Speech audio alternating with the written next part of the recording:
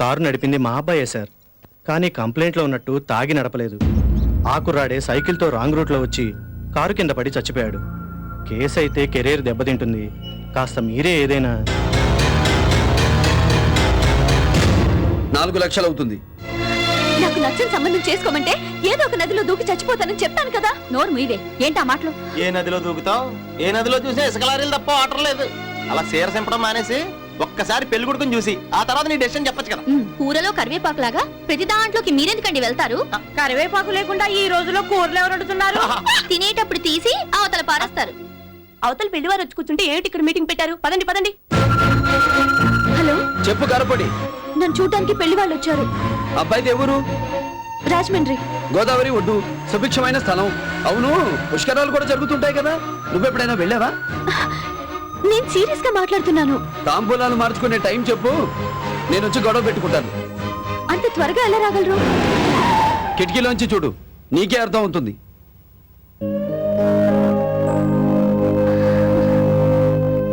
ఇప్పుడే లోపలికి వచ్చి గొడవ చేయమంటావా?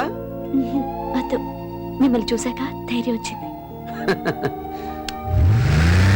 జీతాలు అందరికీ దొరుకుతున్నాయండి, అద్దె కొంపే దొరకట్లేదు. సొంత కొంప ఉందా లేదా అని. అబ్బాయి పనిచేస్తుంది ఆర్టీఓ ఆఫీసులోనండి. సాయంత్రానికల్లా వాడి వాటా కింద వచ్చే డబ్బులు లెక్కేస్తే నెలకు 15,000 దాకా ఉంటుంది. సంవత్సరం తిరిగేలోపు సొంత ఫ్లాట్ లో ఉంటాడు. అజ్జి బాబోయ్, అంటే అబ్బాయి బల కింద చేయట్టే బాపతన్నమాట. ఇది ఆటైపోయినా?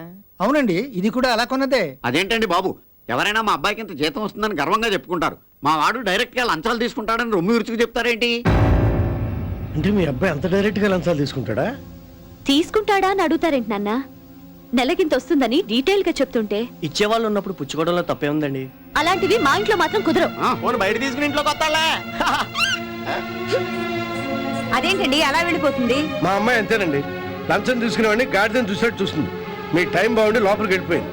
అయినా 2 వీలర్కి 200, 4 వీలర్కి 400 అని రేటు కట్టి మరి లంచం తీసుకునేవాడికి నా కూతురునిచ్చి పెళ్లి చేయడం నాకు ఇష్టం లేదు. మీరేం మాట్లాడుతున్నారు? ఆయన అచ్చమైన అధికార భాషలో మాట్లాడుతున్నారు. ఏంటి షాక్ తిన్నారా? మన క్యారెక్టర్ అంతేలే. దయచేయండి Telugu. Please get out English. లేవే, ఏదో మంచి ఫ్యామిలీ అని వచ్చాం. ఆహా, ఇప్పుడు మాది చెడ్డ ఫ్యామిలీ వెళ్ళిపోతున్నారా? వెళ్ళవా?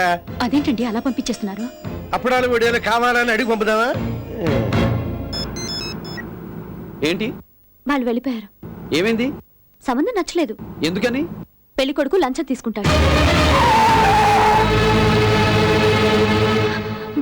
ఏమైంది? ఏంటో శబ్దం? ఏమి లేదు, స్పీడ్ బ్రేకర్. ఓహో, హలో అండి. మీరా కారపొడి గారు? మా సార్ ఇంట్లో లేరు. ఆయన లేకపోతే ఇల్లుందిగా, తాళం చెవులు ఇవ్వండి. ఎందుకు? రోజు హోటల్లో తింటున్నట్టు కదా, ఈ రోజు నేను వంట చేసి పెడతాను. ఏం చంపేద్దామనా? ఏంటి? ఏమి లేదు, ఇవ్వే తాళాలు ఇవి. వెళ్ళండి. ఇది మనిల్లు. ఇలా వెళ్ళండి. Thank you.